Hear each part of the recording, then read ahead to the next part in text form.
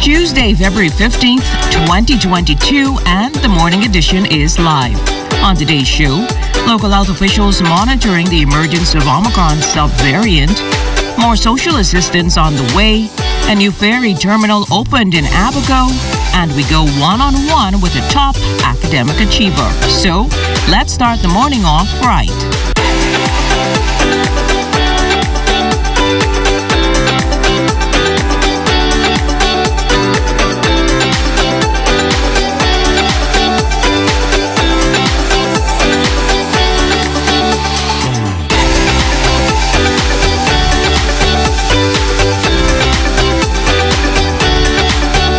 The Morning Edition is brought to you by We Buy You Sell Company, your leading hurricane impact windows, doors, and tile specialist.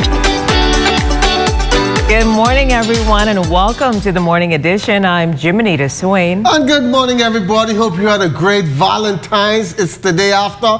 I'm still alive. I'm Charles Fisher. That sounds like you had a wonderful evening. I went to bed early yesterday. After watching Super Bowl on Sunday night, I was a bit tired, so I went to bed early. By 8 o'clock, I was already snoring, so quiet night. I think most persons did the same thing. Since they had an exciting weekend. Yeah, Super Bowl was really the big day, not Valentine's. For men, I should say. For men. For men. But I just hope you took your gifts home for everyone that needed to have a gift yesterday. Well, that's a different story. Birthdays and stuff are coming up. But let's talk about gifts. Foreign Carrie is celebrating a birthday Happy today. Birthday, Foreign. Hope you have a great day. She has a day off today. And we have a great show as usual in store for you. We are talking about a marriage forum. That should be interesting. We also have the Kiwanis in studio this morning. But let's first take it out to the streets where our Crystal Darling is standing by with our morning traffic. Good morning, Chrissy. Good morning, Fisher, and good morning, Jiminita, and good morning, Bahamas. We're here at the roundabout in front of the Bahama Convention Center, and I'm here this morning with Officer Patrick Kemp. Officer Kemp, could you give us an overview on last night's traffic report? Good morning, Kristen. Good morning, Bahamas. And overnight, we had reported to us over 5 accidents. And again, it's due to the drivers not paying attention, not driving with consideration to the other road users that are on the streets. Okay. And yesterday you would have touched on, we're here at another very busy highway that gets action 24 hours, where we know that a lot of people drive with different color lights. Could you talk to us again and kind of expand on that? That's right. On yesterday, I touched on height on the white burning lights. Crystal, there is no vehicle, no driver should be driving on the streets with multicolor headlights, blue lights, pink lights, purple lights. That is not acceptable. You're in breach of the law, and you will find yourself before the court. On last night, I stopped an individual for blue headlights. And by the time as I reached that individual, he had his high beam lights on to drown out the color that I already saw with my own eyes. Of course, he was ticketed. And the excuse that persons give for being in breach of the law is unacceptable. The law is very clear. You're supposed to have your white burning lights and your caution yellow light. Now, some vehicles, like the back lights, are red, and they don't come with caution reflector yellow lights. But that's acceptable from the manufacturer. But when you go and make altercations to your vehicle, you will find yourself before the courts for those infractions. Okay. And we know we're here at a very busy roundabout, several, by the way. How important is it for people to stay on their side while they're going around the roundabout and not to switch lanes? Well, it's important that when you are utilizing the roundabout, especially or any dual carriageway, I must say, you ought to select your lanes before you're about to enter or exit that intersection, roundabout, or while you're traveling on the dual carriageway. It's very important. Persons tend to make last-minute decisions that can be tragic. It can cause an accident, minor, major damages to your vehicles, even injuries. So I'll say that when you're utilizing, especially the roundabout, select your lane and before ahead of time, especially when you know where you want to go. Okay. Thank you so much for that this morning, Officer Kemp. Back to you in the studio. Thanks a lot, Christy. Breezy on the outside, mostly cloudy. We are waking up to 70 degrees. Winds east-northeast at 30 miles per hour. Humidity 56%. Our stationary front will continue to meander across the southeast Bahamas while high pressure builds in its wake. For the northwest Bahamas, weather partly cloudy, windy and warm with a slight chance of a few sprinkles today, cool and breezy tonight.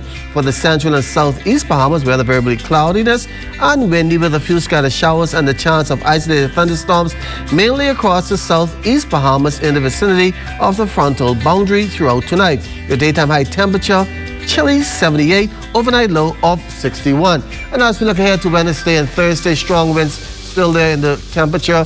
78 in the day, 70 at night, and then on Thursday, those winds start to get out of here with a bit of a sunshine, 81 in the day, 70 at night. Amidst controversy over contracts issued at the Disaster Reconstruction Authority under the former F&M administration, officials insist they will not be distracted. This as plans are unfolding to revamp the small home repair program to assist residents 2+ years post-Dorian. Minister for Grand Bahama, the Honorable Ginger Moxie, says now is the time to assist residents. We know what Grand Bahama has been going through for the past couple of years now, since the passage of Dorian, and people have been hurting. I've spoken about it on numerous occasions, and they are still hurting. And so even though there's a disaster reconstruction authority, I believe that there was a lot that was done in terms of the administration of it, but when it came to the people really feeling the results of it, they haven't been feeling it like that. As suppliers and grocers have noted in recent weeks, inflation is here to stay. The result of that, an increased number of persons feeling the brunt of tough economic times. So, as prices increase, so there's a number of persons needing social assistance. And this is why the Minister of Social Services, the Honorable Obi Wolshcombe, says remediation will require a multi-agency approach and a search for new markets. Teaming up next month with the Bahamas Agricultural and Marine Science Institute to aid in increasing local reliance on imported foods. Beginning March 1st, our people who come and get assistance from us will be able to go and get packages that will be considerably less. They'll have to still go to the local stores to get more, but the truth is that we'll be eliminating or reducing their cost and giving more value to the shrinking dollar. Well, local health officials monitoring the emergence of Omicron sub-variant. Though still just a number and letter at this point, experts say it shouldn't be taken any less seriously. And according to the director of the National HIV/AIDS and Infectious Disease Program, Dr. Nikia Forbes, that's mainly because it's a lot like its big sister, so to speak. Omicron is still really the predominating strain in most places. And it is a good thing that most persons with the Omicron variant will have less severe symptoms than previous variants. And the severity of symptoms can be affected by the COVID-19 vaccination status and other health conditions, age, and a history of prior infection. The Ministry of Health's latest release showing 19 new COVID infections, 15 of them on New Providence, 2 on Exuma, and 1 each on Abaco and Long Island, making up the count 10 males and 9 females. Hospitalizations stand at 44, 3 of which are in the intensive care unit. There have been 16 new recoveries. A 10% value-added tax was introduced to medications on January 1st, but President of the Bahamas Pharmaceutical Association, Shantia McBride, says it's a change many residents are still adjusting to. Although a lot of persons heard it being within the news or a little, someone said VAT is coming, public awareness could have been broader. So now when they come into pharmacy, they notice that the prices increase. What I used to pay for last week has changed since January. Persons are still purchasing their medication. So that is great. That is always what we want. Person to continue their medication to treat their condition. Since value-added tax, you may need to speak with your pharmacist as to if a generic may be more feasible, more cost-effective for you now. And Bahamas Fast Ferry's $20 million ferry terminal in Abaco officially opened. Deputy Prime Minister and Minister of Tourism, Investments and Aviation, the Honorable I. Chester Cooper, who was on hand for the ribbon cutting and opening ceremony. The facility provides a staging area, ample parking, restrooms, a sheltered waiting area, and a first-class freight handling facility with 2 ramps to facilitate the projected growth and development of Abaco and its quays. The Fast Ferries will transport staff, employees, and members of Bakers Bay Gulf and Ocean Club between Marsh Harbor and Bakers Bay.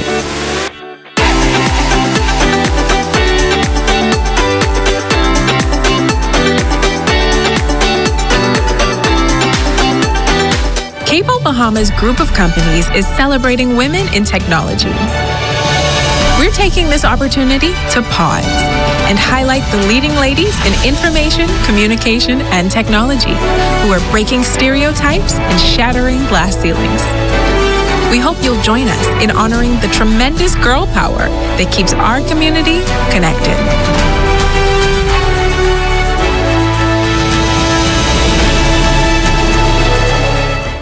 Since the days of John the Baptist, the kingdom suffered violence, and the violence took it by storm, calling the afflicted, calling all souls in despair.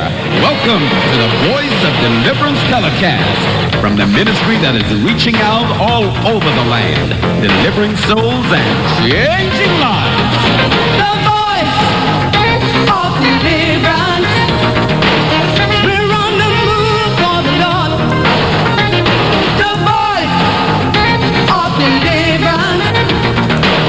We've got a message from the world.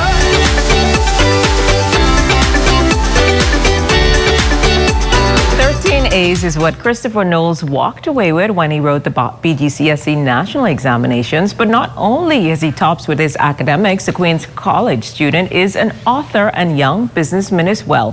He shared with us how he managed to get such high scores. It started from the beginning of grade 11 when my school allowed me to write 13 subjects.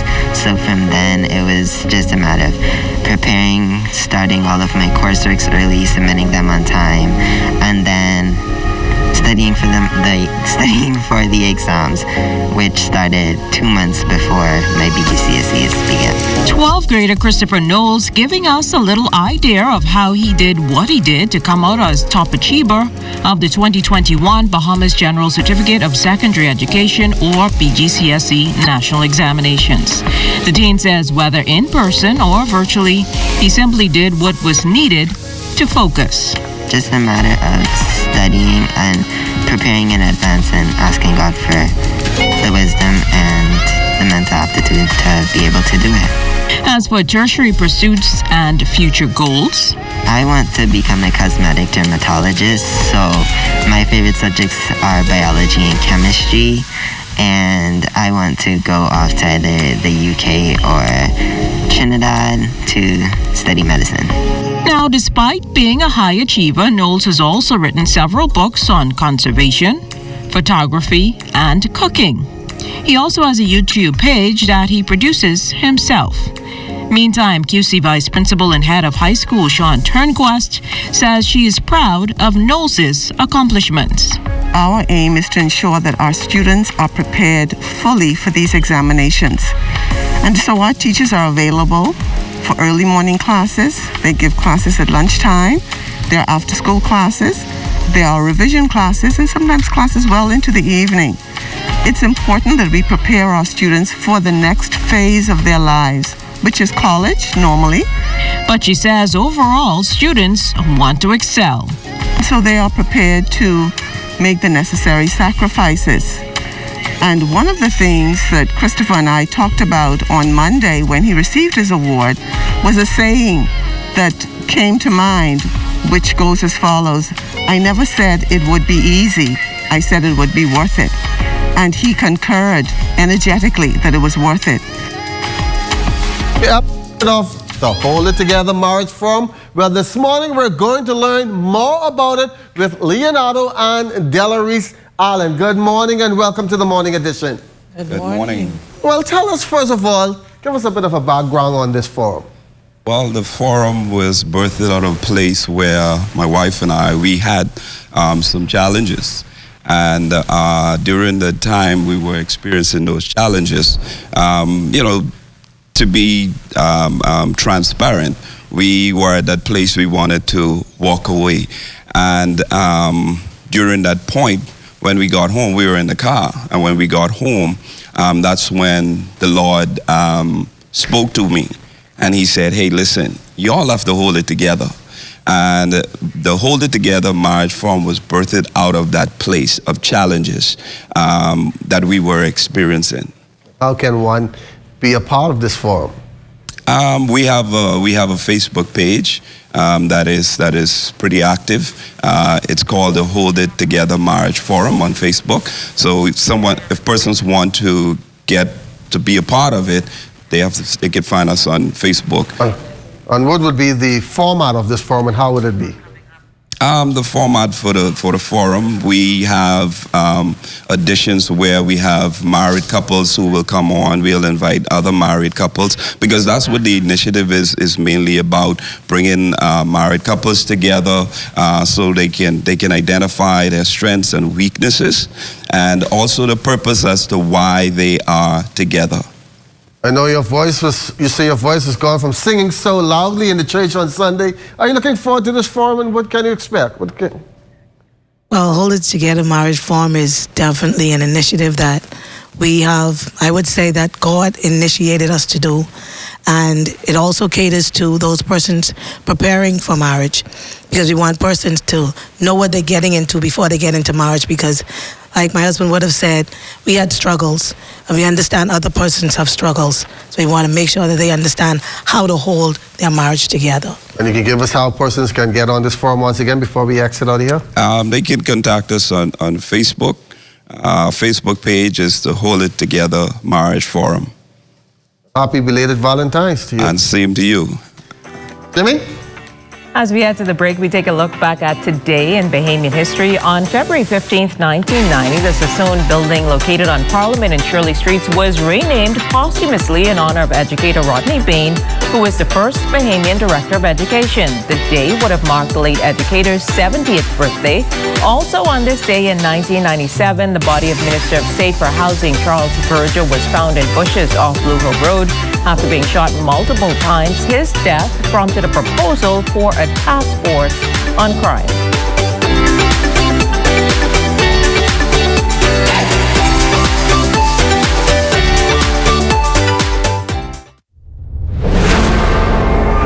Accurate, timely information. Official indicators of national progress. Balanced discussion on government policy. A weekly account of government achievements. Your Government in Action. Airing Monday, February 21st at 6 p.m. on ZNS TV 13. A production of Bahamas Information Services, linking people and government.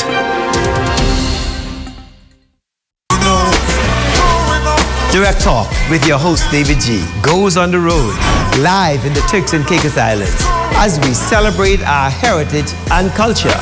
2 countries, 1 people, 1 chain of islands. Direct Talk live from the Turks and Caicos Islands, partially sponsored by Bahamas Air.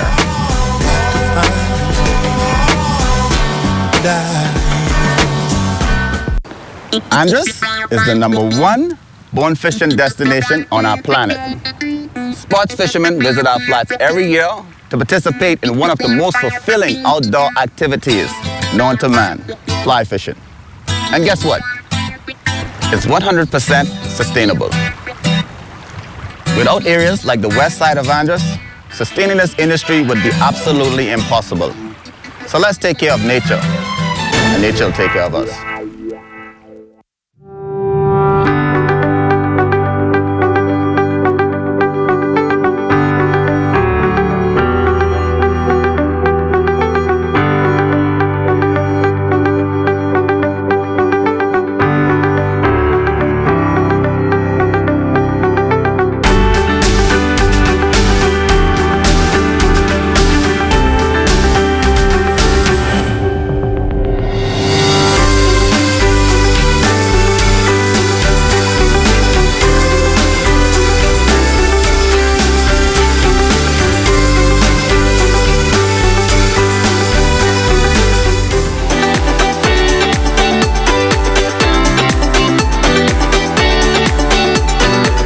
This week, the Gowanus Club of Cable Beach celebrates its 54th anniversary, and this morning we are joined live in studio by Rowena Knowles and Garnell Kemp, and also another lovely lady. What's your name for us?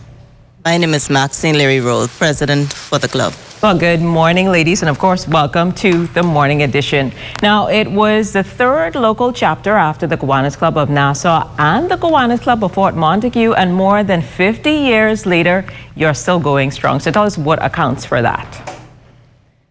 Well, good morning, Bahamas. What accounts for the dedication of our club is the service that we give and the love for our community. We love to give service to our community, especially our children. Now, since your inception, you've sponsored 4 Clay clubs, 2 Builders Clubs, 6 Kiwanis Kids Club, and a Circle Clay program. It's definitely about giving back. So talk to us about that. It's Good Morning, Bahamas. It surely is. Dealing with our youth is very important to us because they are our future leaders. So working with those clubs, they're from K Kids in the primary school, Builders Club in the junior high school, Key Club in the high school, and of course Circle K at the University of the Bahamas. And of course, when Kiwanis started out, it was all male, but eventually it evolved after 1987 when women were allowed. Your first chapter got its first female member 10 years later, and 6 years after that, its first female president. And I'm guessing that was definitely a struggle to make sure to get your way in. So talk to us a little bit about that. Okay, my name is Rowena Knowles, and I am the first female president of the Gowanus Club. And it was a struggle beginning, but you know, as women, we are very aggressive. So we came and we did some positive things to change the club. And how many years later, we have about 9, 10 female presidents. You know, and we have 2 males coming in for the next 2 years, but we have made a difference in that we do more homes on projects. So talk to us about some of those recent initiatives you have and what's on the drawing board moving forward. Well, right now we're doing a project in the Yellow Elder community where we're assisting a young lady who, well, it wasn't any fault of hers that she was left with 6 kids. She was in need. She had no job. The home where they were living is not in the best condition. So that was brought to our attention. And we, the members of the Gowanus Club of Cable Beach, are assisting her. And we've since also helped her in getting a job. So, you know, things are going well there with the renovations of the home and all of that kind of stuff. And because of our love for the children and community, that is why we continue to do what we do. All right, well, thank you, wonderful ladies. Congratulations again.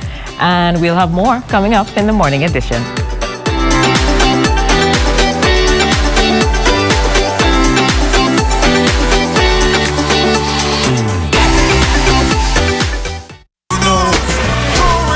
Direct Talk with your host, David G, goes on the road, live in the Turks and Caicos Islands, as we celebrate our heritage and culture.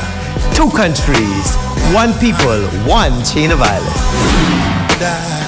Direct Talk live from the Turks and Caicos Islands, partially sponsored by Bahamas Air.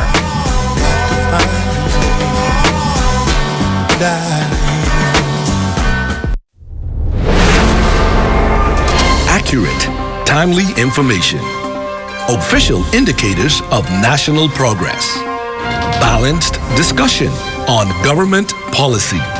A weekly account of government achievements. Your Government in Action. Airing Monday, February 21st at 6 p.m. on ZNS TV 13. A production of Bahamas Information Services, linking people and government.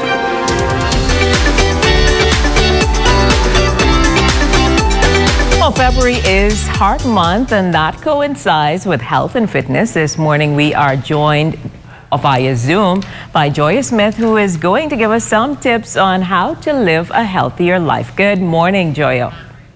Good morning. So what do we need to do if we want to live a healthier life?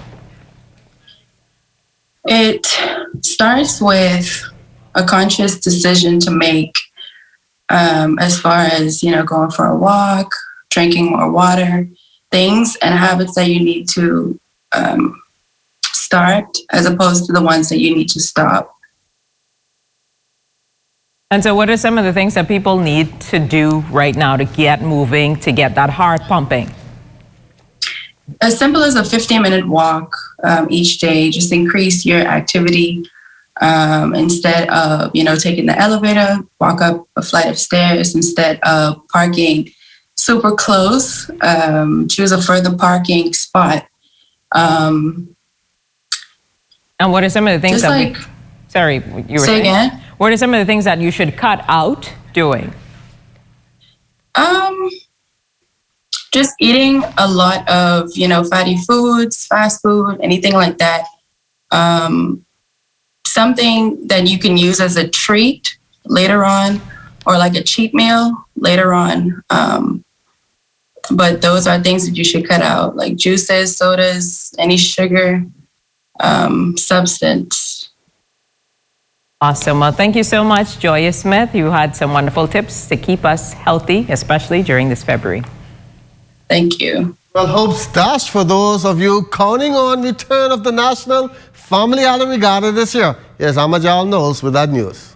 Disappointing news today for sailing fans and local regatta enthusiasts as officials announced that for the third straight year, the National Family Island Regatta, normally held in Georgetown, Exuma, will not take place.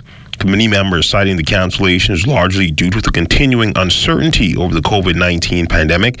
Chairman of the National Family Island Regatta Committee, Danny Strawn. Canceling this year's National Family Island Regatta was a painful one, but also it was a very easy one. Painful from the standpoint that we had so many persons, thousands of people, not just here in the Bahamas, but also abroad, who were looking forward, to this year's regatta after having canceled for the past 2 years. Also, the local businesses, vendors, hotels, rental cars, and all of those persons here on the island of Exuma. It's regretted that we had to cancel again, but many of them look forward to that event. With yet another postponement, Strawn speaking to the impact to the Family Island economies. If you take just the National Family Island Regatta, millions of dollars pass through this economy, each year whenever the event is being held. And also you can appreciate the fact that particularly the southern islands, they really have nothing going on in those islands. So they themselves look forward to a boost in their economy. And one way to do that is by having regattas in those islands. So we're hoping that we can all get this pandemic behind us and we can get back to some level of normalcy whereby we can in fact have regattas throughout the country, and which in fact would give a tremendous financial boost to all those economies where the event is being held. As for when we could possibly see regattas held again? I think the decision relies, with the Ministry of Health and Wellness. They're the ones who are in charge of making sure that events can happen and happen in a safe, environment without being, a super spreader, for the country in general. We can, in fact, I think, have sailing. But the other component of that is that people just don't want to see sailing all by itself. They want to see sailing whereby you can also have the land-based activities, which includes, vendors, selling, their products on shore, etc.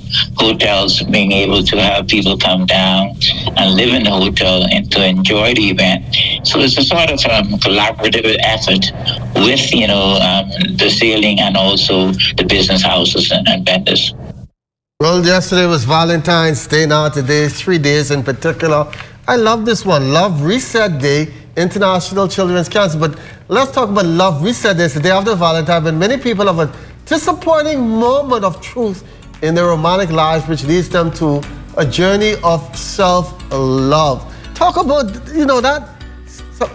And then the people who may not have gotten no baskets and stuff yesterday, they're resetting and wondering, hey, do I really love this person? Maybe Does this reassessing person those really love me? relationships. But love should be all year round. It shouldn't be so consumerized on one day. But like I tell you, that didn't escape you. That didn't give you love is not a free material pass for things. yesterday. Love is not a basket or a pair of shoes or something. Love is right here in the heart. Every day. Okay. Every the day. day has also been dedicated to Cancer Children's Day. It's a day that is set aside for those children that are suffering from cancer. We bring awareness to it, these and possible treatment. We want anybody who has any way you can donate to this worthy course. And also, it is Gumdrops Day. Something tasty. Colorful, chewy candy that is made with gelatin and coated with sugar, then come in a variety of flavors and can either be fruity or spicy. What's your favorite gumdrop? I prefer fruity. I don't like the spicy ones. Yeah, I like the blueberry ones. So how was your Valentine and everybody got the gifts? Quiet. Yes, everybody got the gifts, and I got some great chocolates. I noticed that all the baskets in the newsroom are gone, so they took them home this year, and also progress on. Yeah, so it's I hope you took your gifts home. You see, Gas, he keeps skirting around that issue, but if you see him walking funny, I think he got beat under his foot, so we don't see any bruises. But anyway, I'm not a Valentine person. You get gifts throughout the year, and I like to give it to you when you're least expected. Everybody was expecting. Everybody posting on WhatsApp yesterday and Facebook with gifts they got. But like a couple. Oh, come on, Jimmy. Even if I gave you a gift yesterday, you were expecting again. What you forgot? You don't have another happy birthday you need to do? Oh, happy birthday to Alto V's Money. She celebrated on the way. And then my second love yesterday celebrated Tavia. She celebrated a birthday yesterday. They're always getting up in there. So much They're all leaving me, my girls. Well, happy belated birthdays, ladies. Well, be sure to tune in to the ZNS Network for radio and TV updates throughout the day. Then you can tune into the Northern Edition at 6:30 and the Bahamas Tonight at 7. Well, that's a wrap for this morning. Make it a great day, everyone. It's Love Reset Day. I'm resetting my love for you. All right. That's fair enough. It's good for the cat. And you know damn well that's how things go. With you, she gonna know. You have no clue that somebody loosening up all she screw. My friend beware when she doing nails and hair and she asks you for a dime.